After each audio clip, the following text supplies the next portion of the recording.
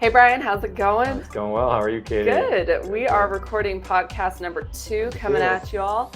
Obviously, we're in the same studio, same clothes, so we're just cranking through content today. That's right.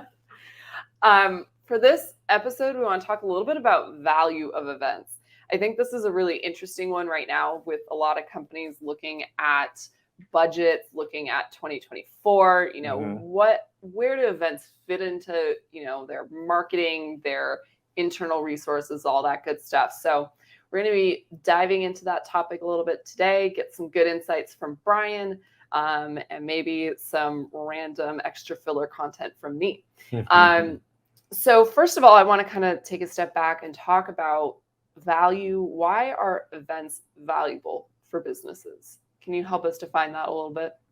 Yeah, that's a big one for sure. Why are events valuable for businesses? I think that events are by far the best way to connect individuals, right? We expect a lot from our workforce, especially sort of post-pandemic, right? I think a lot of businesses have obviously seen cutbacks. They've had to figure out how to do more with less.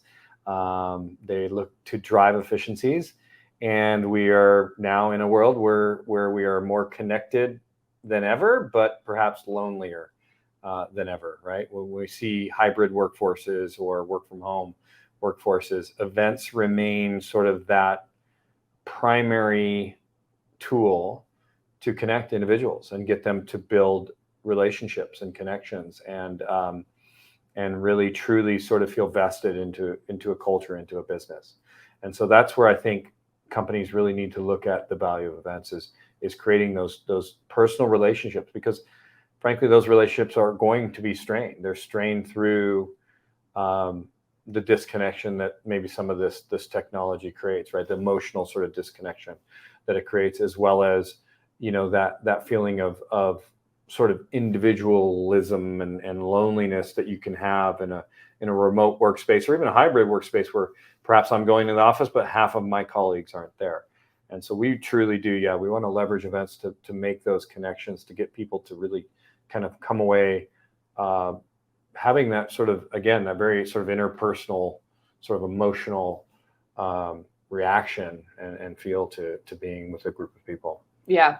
And you bring up the remote work. Our company is fully remote. Mm-hmm. We always have been. Mm-hmm. And there's this constant battle between businesses and employees Mm-hmm. and individuals that, do we go into the office? Do we work remote? Mm-hmm. Hybrid seems to kind of be an answer to that, but I don't know if it's really solving anything. So it's very interesting dynamic right now of both sides of the argument are kind of still trying to figure out what the best balance is for everybody. And I think that's where we kind of see events coming in and being that filler for, if you want to work remote, that often can be a very beneficial thing for businesses, but you lose that connection aspect that I think a lot of leaders are looking to have in office.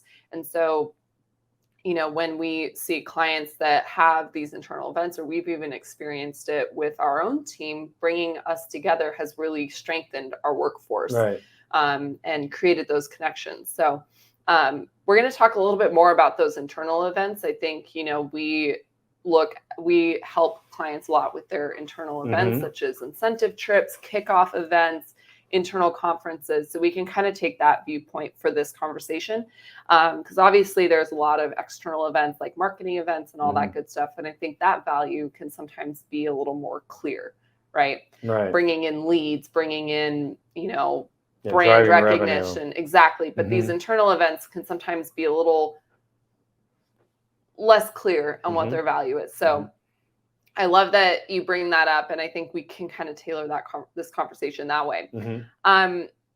So when we're looking at, the individuals who are managing these events, oftentimes it's an individual at a company who's in charge of a kickoff, let's say a sales leader, or maybe it's, an HR person who is managing an event, and they need to be able to communicate that value to their leaders, right? The leaders want the numbers. They want to know, how is this going to make a difference for the business?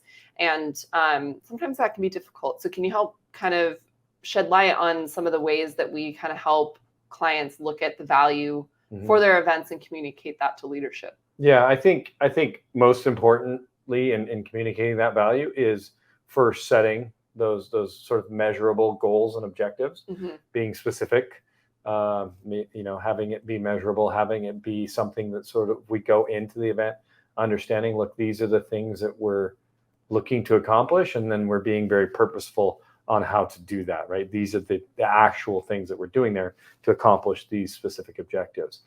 That goes a lot to, honestly, even the agenda, the ability to put attendees in situations where you're able to even collect feedback or make them understand that you're looking for that feedback is so important, right? We don't want this to be a one-way street, right? We don't want this to be me or the leader just speaking one way to their team, right? And depending on what the format or even the audience at the event is, it's very important to sort of recognize those opportunities.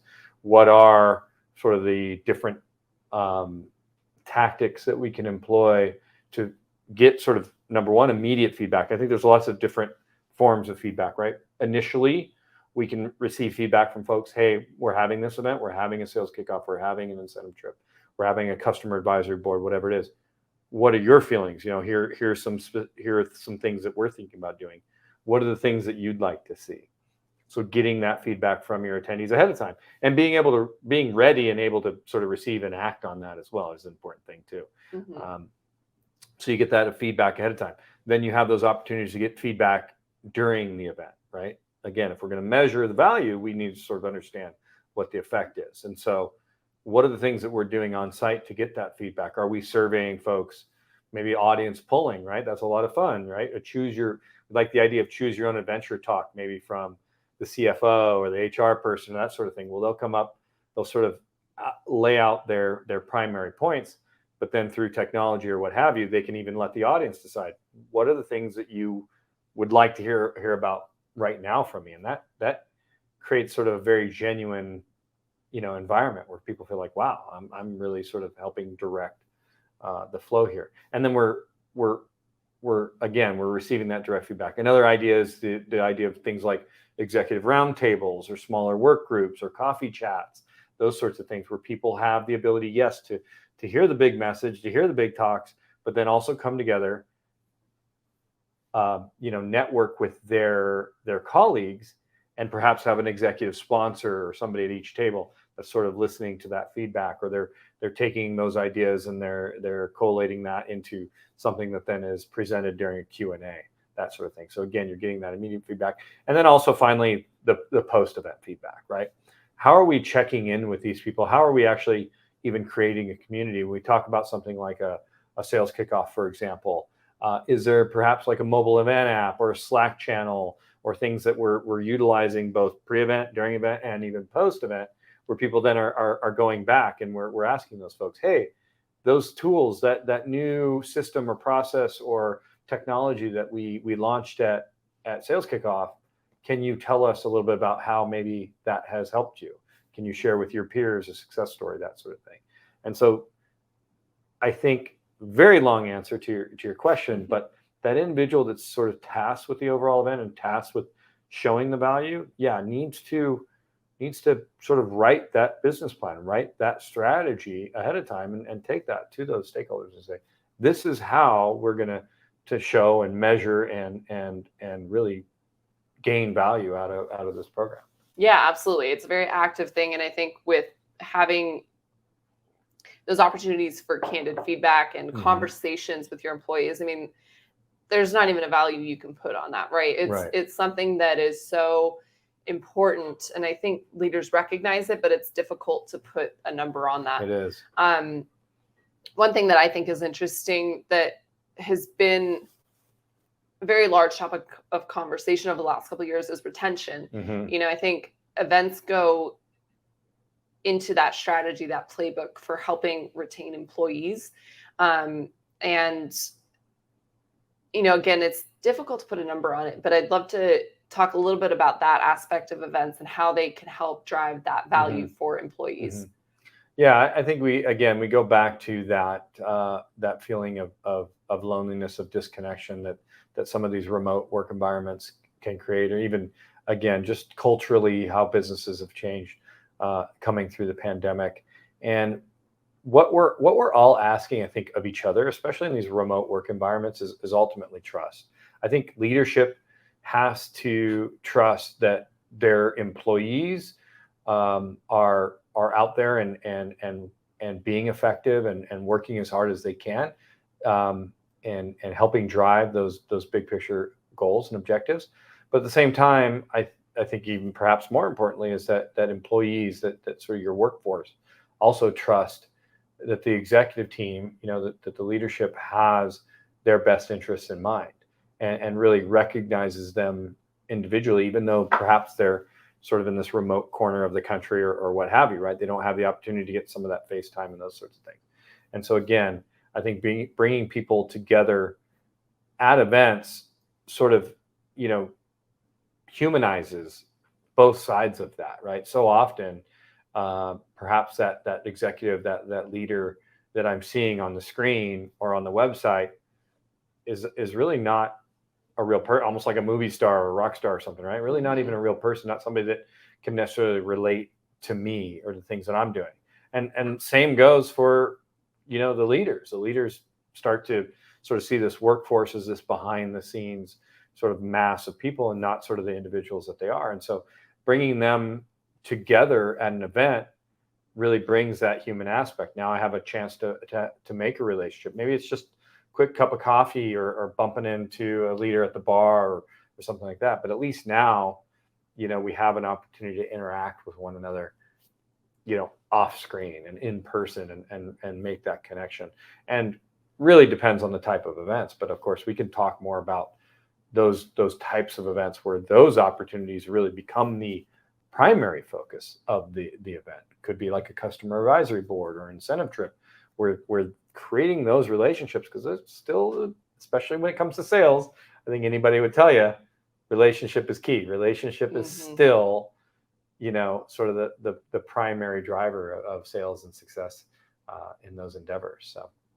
Well, you beat me to my next question, but I want to jump into those specific types of events. And, three of the main areas that we help clients with are incentive trips, conferences, and kickoff events. So I'd love to dive into each one of those and talk a little bit about what the value is for companies hosting these types of events, or maybe looking to host these types of events. So why don't we start with the easy one? I think it's conferences. Talk a little bit about what the value is for that, and then maybe we can get to the other two. Sure. I think conferences, when we think about conferences, that's typically going to be the type of event where you either have customers, partners, current users, prospects. You're inviting those folks to attend your events, not necessarily your internal audience. It may be, you may have a select number of internal folks that attend, that sort of thing. And so what the first thing we want to look at with a conference is why would somebody want to attend in the first place? Kind of going back to the why. What is the value proposition? And we've even seen that, whether it's around sponsorship or attending, right? Can we provide an executive summary, a one-page graphic or infographic of why is it important that you attend this event? What are the things that we'll be accomplishing? And so again, that goes back to, I think, companies helping define that. And then those folks that do come, that they do have there, now where are opportunities to actually interact with those folks and get genuine feedback that perhaps we wouldn't get from just an online survey or even a customer service phone call, that sort of thing. And so you have sort of that customer side, but then also with conferences, we also see the opportunity to bring in partners. There may be sort of commercial relationships that you have, or partners that are also interested in helping you improve your business, improve your products and services, so that of course they're more successful in that relationship with you. And so with conferences specifically, there again, I think really defining goals and objectives and why we're attending this, and what is the value that the attendees are going to receive, and then therefore what is the value that the company gets in return. Yeah, I love that last bit you said about the attendees. I think with conferences, there's so many different ways that you can define value, and I think going back to what is the value the attendees are going to get out of it, and then turn it around to your business. How is that going to help your business? Correct. looking at kickoff events, these are, come with many different names. Some people call it their national sales meeting. Some people call it their global sales meeting. There's all sorts of different names for it, but a kickoff is basically your January or February event with your internal team, whether it's your sales team, your entire team, that kind of initial event to kick off the year, right? How would you define value for those events? I think defining value for those types of events, again, is to come and really recognize that this is an opportunity to really inspire and motivate our workforce and reinforce our business culture as well, because ultimately that culture is what will carry them through the year, right? That initial message, that initial pep rally of getting them fired up, absolutely, they're going to go away. And the next week, they're going to make those calls and they're going to do those things. But then what carries them through March and April and May and June, and all of those things, especially perhaps they take a hit and their numbers aren't looking as good, what kind of brings them back, right? And so I think really immersing them in that brand, in that culture, is that opportunity to reinforce that message throughout the year and continue to motivate and push them throughout the year. As far as defining value, again, how do we measure that with individuals, with businesses? I think it's important to create a community, maybe launch a communications tool, a Slack channel, that sort of thing at a sales kickoff, or let individuals know if there's challenges that you face or successes that you have throughout the year. We're going to be talking about those things, right? We're going to put out a newsletter. We're going to put out a tweet, whatever it is, kind of celebrating the things that we've talked about here, or reinforcing the things that we've talked about here. So not just having that sales kickoff and have that be a moment in January or February, but have that carry throughout the year is really, I think, how to maximize value around those types of events. Absolutely. And we help clients kind of look at that entire plan, right? It goes back to that initial conversation we had about taking a step back, defining your why, and building out a plan that goes beyond just an individual event. Right. All right, the fun one, my favorite, incentive trips. These ones are tough because I think, a lot of companies will look at an incentive trip and say, well, that's just an expensive vacation, right? But it can be so much more than that. It's more than just sending your top salespeople or your top leaders or whatever on this fancy vacation. There's a lot of opportunity there to drive value. So I'd love to dive into that a little bit more and how you see value in incentive trips. You're absolutely right. I think so often incentive trips sort of get a bad rep as sort of the boondoggle, right? And they can be. And that's what I think companies need to avoid. You have an opportunity here to take your top performers. I mean, these are the best of the best within your business. And of course, you want to reward those folks, right? You want to recognize and reward those people. And so you're bringing them all to the same place at the same time, or you have the opportunity to do so. And it's really up to you. Can that just be an expensive vacation? Is that just a boondoggle? Or do you actually put some business objectives behind that? Do you recognize the opportunity of, hey, these are my top performers? If I'm able to create an environment where they are able to, first of all, build relationships and connections with one another and connect and communicate, but then also sort of start to connect very directly to leadership teams and provide value and feedback and information to those leaders that help them recognize, why are these the top 1%? What is it? What are the tools? What are the tactics that these folks are doing in their day-to-day jobs that perhaps we can sort of recognize and help communicate to the rest of the workforce? And so that's our goal with most of our clients, is to, yes, absolutely, let's recognize this as a reward. Let's recognize this as a way of recognizing folks for the jobs that they've done. But then let's also take the opportunity to really build a strong relationship with these top performers. And our greatest success in that has been coming away from incentive programs and having these top performers say, my goodness, that was an amazing trip of a lifetime. I've never experienced anything like that. But maybe even more importantly was the relationship that I established with my leader, my CEO, my CFO, my HR rep, whoever it is, and their ability to sort of then communicate, man, I can make this trip every year if you can help me do these things, right? And so there is a lot of value, a lot of unrecognized value around incentive trips that's out there. And I think companies, especially these days, have to recognize it as that opportunity that it is. It's an opportunity to reward, to recognize, to incentivize, certainly, you know, and really then get invaluable feedback from your top performers about how we keep that growth and that success going. Yeah, absolutely. And you had talked a little bit about motivation, and you know, I think that all of these different types of events can kind of go into helping employees feel very motivated, but also very connected to the brand that they're with. You know, I think about it in terms of like your college experience, right? You know, Right. you went to SDSU, right? So Yes. you have a connection Aztecs. to that brand, That's right? And that to you is deeply rooted in who you are.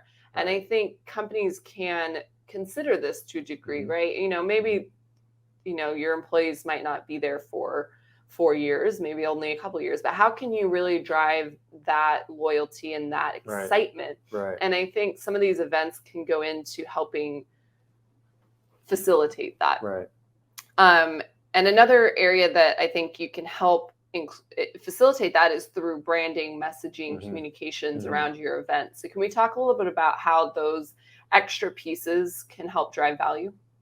Yeah. Yes. I think branding is obviously, you know, as marketers, we recognize the value in branding. It's a shorthand for maybe very complex ideas and messages and things, but how do we really kind of boil that down into something that we all as a group can sort of recognize and understand, okay, this is you know, the big picture of who and what we are.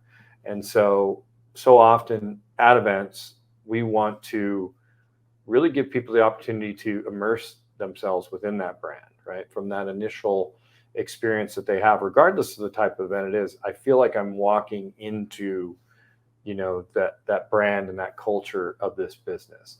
And how are the ways that we're doing that? I mean, that very much, obviously, signage, graphics, those sorts of things are important for that. But it also can be the people that are there, the way that they're welcomed and they're recognized, or the way that they're able to interact with, whether it's a leadership team or other people from within the business, and everybody sort of has that clear understanding of, this is the purpose of this event, and here are the things that we're trying to accomplish, and here are the ways that we're going to be interacting and dealing with people. And so that goes to that communication side that you talked about. Having a communications plan is crucial.